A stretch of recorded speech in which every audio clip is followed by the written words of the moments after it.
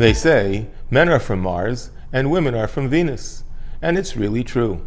We seem to come from completely different worlds. All the marriage jokes were written for good reason.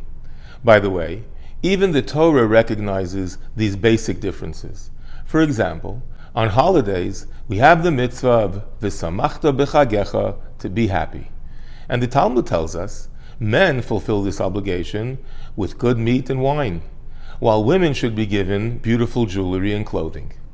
These are the facts.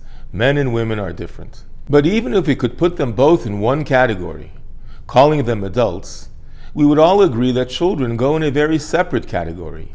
They think differently, are quicker to get upset, but are also easily pacified. All this leads to a major question. This week's Parsha, Parshas Vayeilech, contains a unique mitzvah, which is actually the theme of this year, the year of Hakel.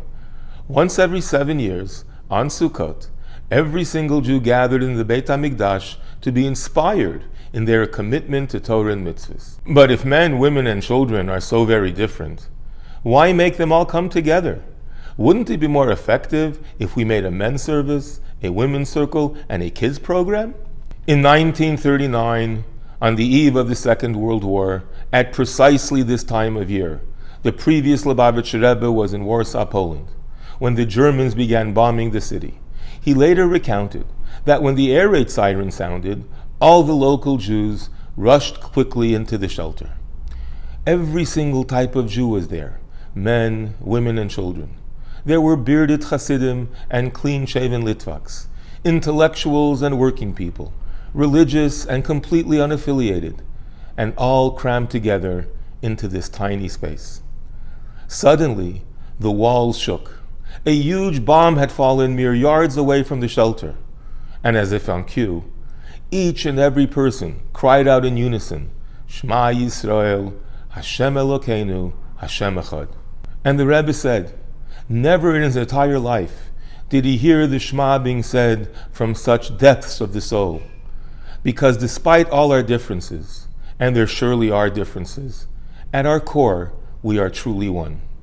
At the moment of truth, differences don't matter anymore. Hashem is one, and we are one.